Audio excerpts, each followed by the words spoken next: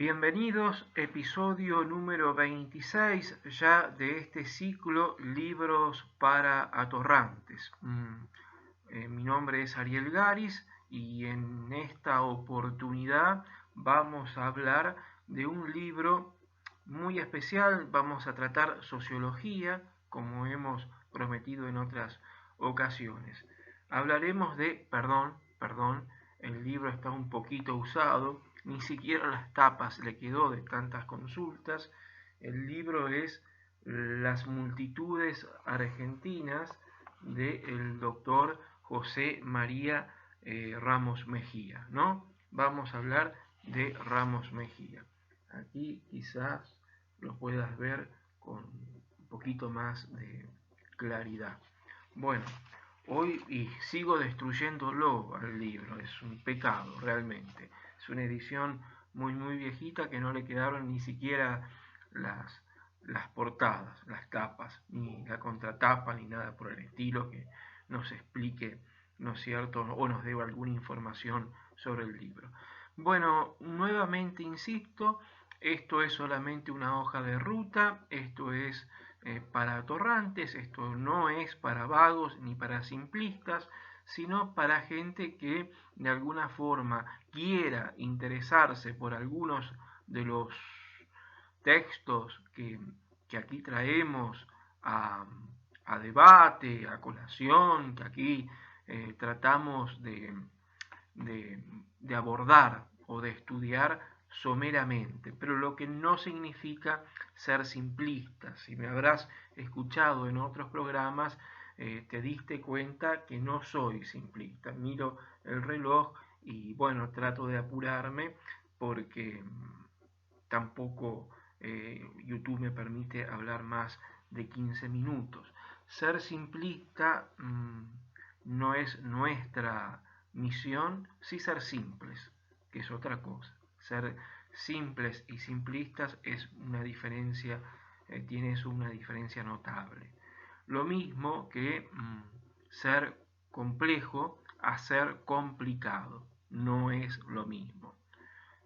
Estamos en un término intermedio, lo que se suele decir divulgación, yo prefiero el término hoja de ruta para que vos después puedas hacer tus propias investigaciones, estudios, lo que más te interese o necesites hacer. Comencemos entonces y tengamos en cuenta esa famosa frase de Nietzsche: hay quienes oscurecen sus aguas para hacerlas parecer profundas. Siempre que hablamos de un texto, necesitamos hablar de un contexto. Texto y contexto van de la mano, tienen una relación de tipo dialéctica. Bueno, Las multitudes argentinas fue publicado por el doctor José María Ramos Mejía en 1899, allí cuando terminaba el siglo decimonónico, ¿no? Un siglo, en su segunda mitad, ¿no es cierto?, sobre todo a partir de 1880, con el gobierno del general Julio Argentino Roca, la generación del 80, que quisieron llevar adelante una modernización de aquel país que había estado arrasado por luchas intestinas, luchas entre hermanos, luchas entre unitarios y federales, un país que nació dividido tras Caseros en 1852, la Confederación Argentina por un lado, el Estado de Buenos Aires por el otro, con un partido autonomista, bien, con tres presidencias fundantes: Mitre, Avellaneda, Sarmiento, pero tres presidencias que, sobre todo Mitre y Sarmiento, que avasallan las autonomías provinciales, acaban con los últimos caudillos, ¿no? Y entonces el país tiene marcadas divisiones, segmentaciones que son insalvables, ¿no? Hasta el día de hoy, de alguna forma, perduran. La generación del 80, Roca en la presidencia, quisieron llevar adelante una modernización, ¿no es cierto?, de las instituciones, instaurar un régimen republicano, democrático, liberal, pero conservador, ¿no? Y en cierta forma autoritario, de partido único, el PAN, Partido Autonomista Nacional, surgido del Partido Autonomista más el Partido Nacional, bien, lo que se conoce como el orden conservador.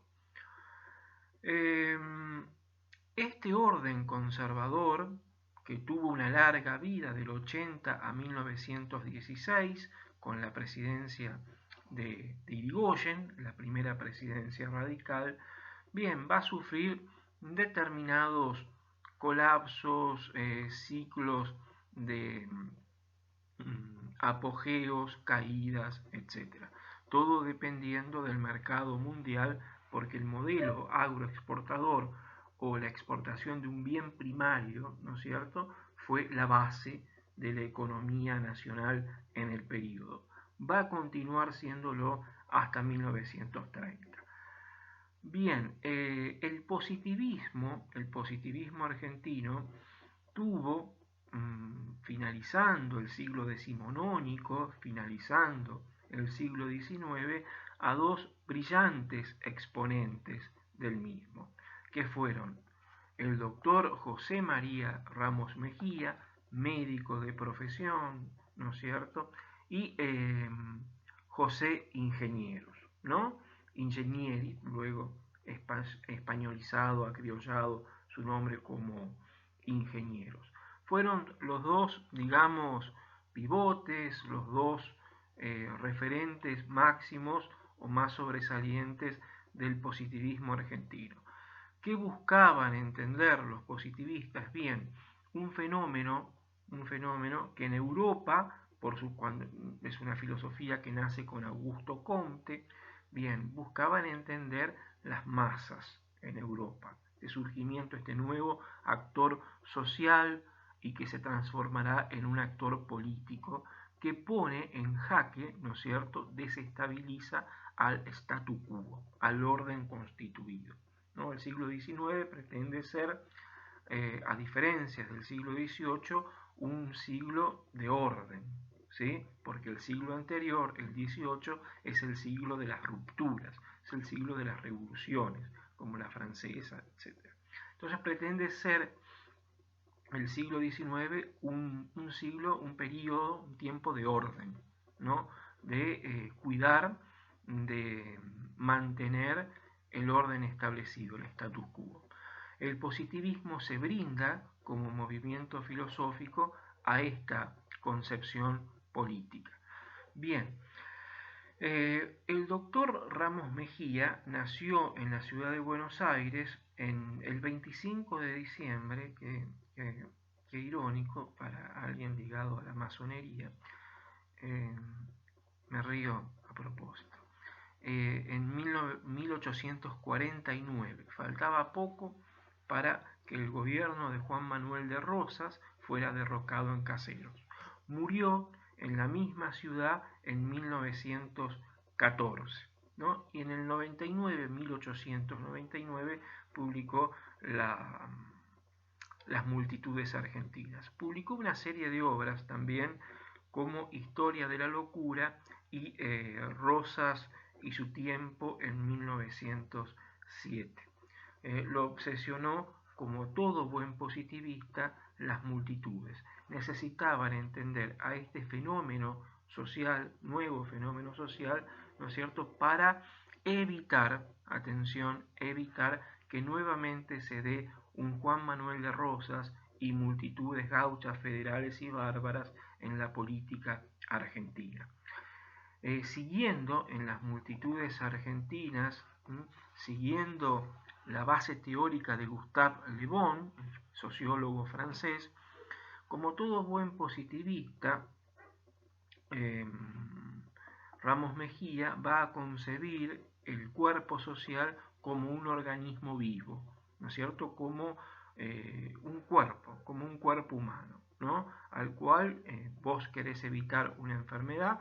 Estamos en tiempos de pandemia de COVID-19, si queremos evitarlo usamos barbijo, usamos alcohol constantemente para higienizarnos las manos. Bien, lo mismo se trata en la política para el positivismo. Hay que evitar los problemas sociales, políticos, ideológicos que alguna vez se tuvieron, ¿no es cierto? Y bien, para evitarlos hay que entender el desenvolvimiento, la historia, la genealogía de las masas. Mirá vos, en los años 70, ¿no es cierto? Fines de los 70, Ramos Mejía se recibió de médico, ¿no? Hizo importantes innovaciones en el terreno de la neurología, ¿no? En prácticas de cirugías de cerebro, ¿no? Y así, de esa misma forma, pretenden estudiar a la historia de las multitudes, de las hordas federales, para decirles de alguna forma, porque utilizaron esos términos. Para ellos fueron anomalías que se dieron en el tiempo. Y tuvo mucho interés en hablar sobre la neurosis, ¿no? De nuestros principales hombres, por ejemplo, una neurosis en Guillermo Brown, el padre de la Armada Nacional, etc. Hablar de la historia de la locura. De alguna forma se anticipó a Michel Foucault. Lástima que Ramos Mejía no era francés como Le Bon y como Foucault en el siglo XX, ¿no? Si no hubiera estado a esa altura quizás. Bueno, pero siguiendo a Le Bon, ¿no es cierto? Y los postulados positivistas, como siguió Ramos Mejía, era médico y al mismo tiempo político, diputado y demás, y entendía todo como la sociedad funciona como un cuerpo vivo, ¿no? Como tu cuerpo, bueno, como un organismo biológico. Y Gustave Le Bon, la base teórica para las multitudes argentinas, ¿no? Gustave Le Bon siempre hablaba del hombre masa, de esta aparición nueva en el siglo XIX, inentendible, que hay que, por supuesto, abarcar, conceptualizar para poder disciplinarla, para poder controlarla y que, bueno, no estalle en revoluciones, en rebeliones y así mantener el orden. Bueno, el hombre masa, ¿qué es? Es el abandono del yo racional, ¿no es cierto?, para entrar en el dominio de lo instintivo, que es lo masificable, donde se pierde la responsabilidad individual. Entonces, entender la irracionalidad de las masas es lo que pretende Gustave Le Bon, lo que pretendió Ramos Mejía.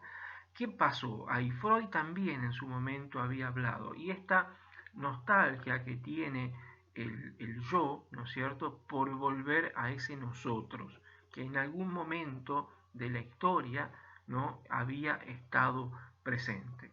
No solo en tiempos remotos, sino en la Edad Media, en la vida comunitaria, ¿no? Acuérdense que positivismo, liberalismo, para muchos son términos que están completamente asociados. Y esta suerte de sobreestimar al individuo y a todas sus capacidades creativas, agotadas en la irracionalidad de las masas, donde desaparece, insisto, su responsabilidad, su capacidad de raciocinio. Las masas, por lo tanto, influyen negativamente en el hombre. Hay que estudiar entonces la genealogía de cómo fueron apareciendo en el tiempo. Y fíjate vos que el libro comienza abarcando esa figura de un peso total, como fue en el siglo XIX Juan Manuel de Rosas y sus gauchos. Y el primer capítulo se titula La biología de las multitudes. No sé si lo podés ver, creo que no, la iluminación y todo lo demás aquí deja mucho que desear. Espero que mis explicaciones no. Pero las biologías de la biología de las multitudes, ¿no? Y comienza con cómo nacieron en la etapa virreinal, etc. Y continuaron con Rosas y los federales. Había que evitar eso. No lo evitaron. Apareció a mediados del siglo XX un Juan Domingo Perón. Esto se terminó abruptamente, lo lamento. Bueno, espero que haya sido de tu agrado. Hasta el próximo libro para Atorrantes.